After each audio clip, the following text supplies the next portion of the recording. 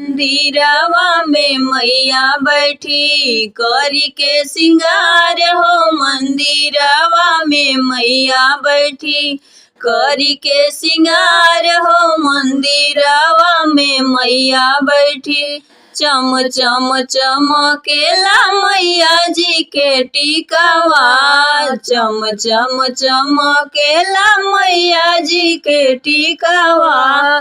टीकावा में लागल बाड़े, टीकावा में लागल बाड़े पतिया हजार हो। मंदिरवा में मैया बैठी करी के सिंगार हो। मंदिरवा में मैया बैठी टीकावा में लागल बाड़े, टीकावा में लागल बाड़े पतिया हजार हो। मंदिरवा में मैया बैठी करी के सिंगार हो। मंदिरवा में मैया बैठे खन खन खन केला मैया जी के चूड़िया।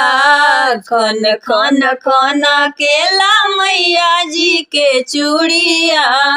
कंगना में लागल बाटे, कंगना में लागल बाटे मीरा हजार हो। मंदिरवा में मैया बैठी कंगना में लागल बाटे, कंगना में लागल बाटे नगवा हजार हो। मंदिरवा में मैया बैठी करी के सिंगार हो। मंदिरवा में मैया बैठी करी के सिंगार हो। मंदिरवा में मैया बैठी कमर में सोए माई के लाले लाले सड़िया।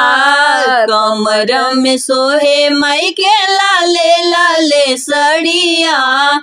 चुनरी में लागल बाटे, चुनरी में लागल बाटे गोटा हजार हो। मंदिरवा में मैया चुनरी में लागल बाटे, चुनरी में लागल बाटे गोटा हजार हो। मंदिरवा में मैया बैठे करी के सिंगार हो। मंदिरवा में मैया बैठी करी के सिंगार हो। मंदिरवा में मैया बैठी गम गम गम केला चोटी के गजरवा।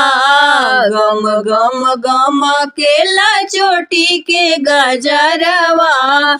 गजरवा में गूथल बाड़े, गजरा में गूथल बाड़े कलिया हजार हो। मंदिरवा में मैया बैठे करी के सिंगार हो। मंदिरवा में मैया बैठी गजरा में गूथल बाड़े, गजरा में गूथल बाड़े कलिया हजार हो। मंदिरवा में मैया बैठी करी के सिंगार हो। मंदिरवा में मैया बैठी छन छन छन केला मैया के पायलिया। छन छन छन केला मैया के पायलिया।